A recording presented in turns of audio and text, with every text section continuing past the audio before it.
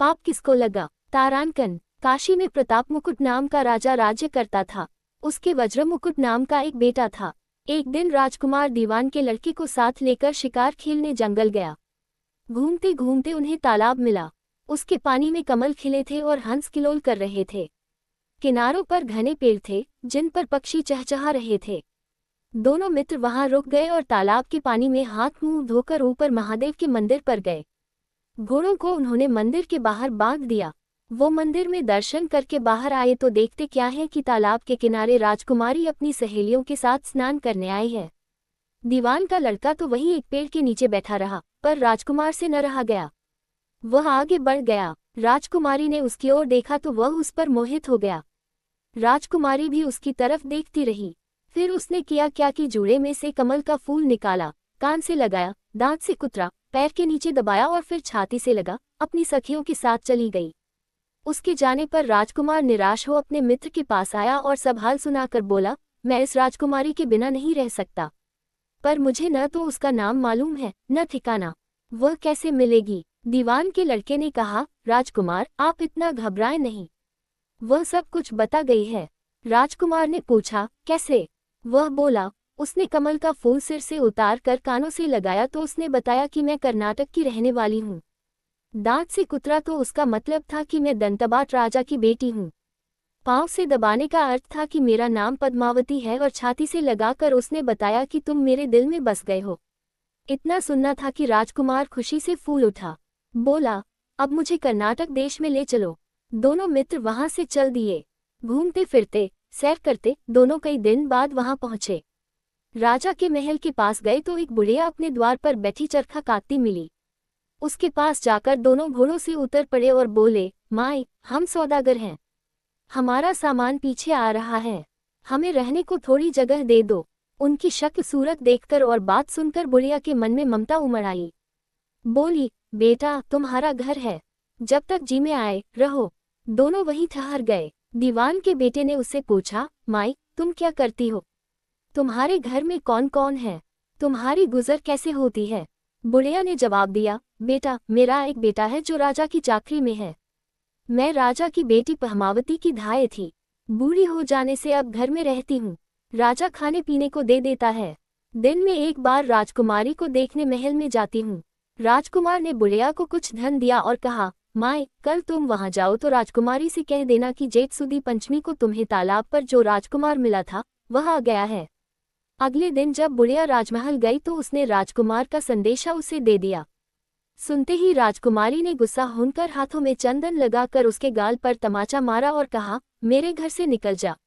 बुढ़िया ने घर आकर सब हाल राजकुमार को कह सुनाया। राजकुमार हक्का बक्का रह गया। तब उसके मित्र ने कहा, राजकुमार आप घबराएं नहीं, उसकी बातों को समझें। उसने 10 उंगलियां सफेद चंदन में मारी, इससे उसका मतलब यह है कि अभी 10 रोज चांदनी के हैं। उनके बीतने पर मैं अंधेरी रात में मिलूंगी। 10 दिन के बाद बुढ़िया ने फिर राजकुमारी को खबर दी तो इस बार उसने केसर के रंग में 3 उंगलियां डुबोकर उसके मुंह पर मारी और कहा, भाग यहाँ से। बुढ़िया ने आकर सारी बात सुना दी। राजकुमार शोक से व्याकुल हो गया। दीवान के लड़के ने समझाया, इसमें हैरान होने की क्या बात है? उसने कहा है कि मुझे मासिक धर्म हो रहा है, 3 दिन और ठहरो। 3 दिन बीतने पर बुढ़िया फिर वहां पहुंची। इस बार राजकुमारी ने उसे फटकार कर पश्चिम की खिड़की से बाहर निकाल दिया। उसने आकर राजकुमार को बता दिया। सुनकर दीवान का लड़का बोला, मित्र उसने आज रात को तुम्हें उस खिड़की की राह बुलाया है। मारे खुशी के राजकुमार उछल पड़ा। समय आने पर उसने बुढ़िया की पोशाक पहनी, इत्र लगाया, हथियार बांधे। दोपहर रात बीतने पर वह महल में जा पहुंचा और खिड़की में से होकर अंदर पहुंच गया। राजकुमारी वहां तैयार खड़ी थी। वह उसे भीतर ले गई। अंदर के हाल देखकर राजकुमार की आंखें खुल गईं। एक से एक बढ़कर चीजें थीं। रात भर राजकुमार राजकुमारी के साथ रहा। जैसे ही दिन निकलने को आया कि राजकुमारी ने राजकुमार को छिपा दिया और रात होने पर फिर बाहर निकाल लिया। इस तरह कई दिन बीत गए। अचानक एक दिन राजकुमार को अपने मित्र की याद आई। उसे चिंता हुई कि पता नहीं उसका क्या हुआ होगा। उदास देखकर राजकुमारी ने कारण पूछा तो उसने बता दिया। बोला, वह मेरा बड़ा प्यारा दोस्त है, बड़ा चतुर है, उसकी होशियारी ही से तो तुम मुझे मिल पाए हो। राजकुमारी ने कहा, मैं उसके लिए बढ़िया बढ़िया भोजन बनवाती हूँ, तुम उसे खिलाकर तसल्ली देकर लौट आना। खाना साथ में लेकर राजकुमार अपने मित्र के पास पहुंचा। वे महीने भर से मिले नहीं थे। राजकुमार ने मिलने पर सारा हाल सुनाकर कहा कि राजकुमारी को मैंने तुम्हारी चतुराई की सारी बातें बता दी हैं, तभी तो उसने ये भोजन बनाकर भेजा है। दीवान का लड़का सोच में पड़ गया। उसने कहा, ये तुमने अच्छा नहीं किया। राजकुमारी समझ गई कि जब तक मैं हूँ वह तुम्हें अपने बस में नहीं रख सकती, इसलिए उसने इस खाने में जहर मिलाकर भेजा है। ये कहकर दीवान के लड़के ने थाली में से एक लड्डू उठाकर कुत्ते के आगे डाल दिया। खाते ही कुत्ता मर गया। राजकुमार को बड़ा बुरा लगा। उसने कहा, ऐसी स्त्री से भगवान बचाए, मैं अब उसके पास नहीं जाऊंगा। दीवान का बेटा बोला, नहीं, अब ऐसा उपाय करना चाहिए जिससे हम उसे घर ले चलें। आज रात को तुम वहां जाओ।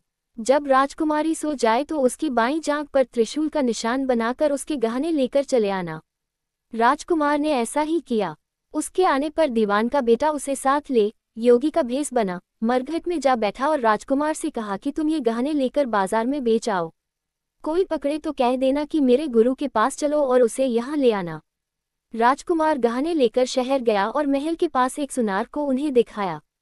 देखते ही सुनार ने उन्हें पहचान लिया और कोतवाल के पास ले गया। कोतवाल ने पूछा तो उसने कह दिया कि ये मेरे गुरु ने मुझे दिए हैं। गुरु को भी पकड़वा लिया गया। सब राजा के सामने पहुंचे। राजा ने पूछा, योगी महाराज, ये गहने आपको कहाँ से मिले? योगी बने दीवान के बेटे ने कहा, महाराज, मैं मसान में काली चौदस को डाकिनी मंत्र सिद्ध कर रहा था कि डाकिनी आई। मैंने उसके गहने उतार लिए और उसकी बाईं जांघ में त्रिशूल का निशान बना दिया। इतना सुनकर राजा महल में गया और उसने रानी से कहा कि पद्मावती की बाईं जांघ पर देखो कि त्रिशूल का निशान तो नहीं है। रानी देखा तो था। राजा को बड़ा दुख हुआ। बाहर आकर वह योगी को एक ओर ले जाकर बोला, महाराज, धर्मशास्त्र में खोटी स्त्रियों के लिए क्या दंड है? योगी ने जवाब दिया, राजन, ब्राह्मण, गौ, स्त्री, लड़का और अपने आश्रय में रहने वाले से कोई खोटा काम हो जाए तो उसे देश निकाला दे देना चाहिए। ये सुनकर राजा ने पद्मावती को डोली में बिठाकर जंगल में छुड़वा दिया।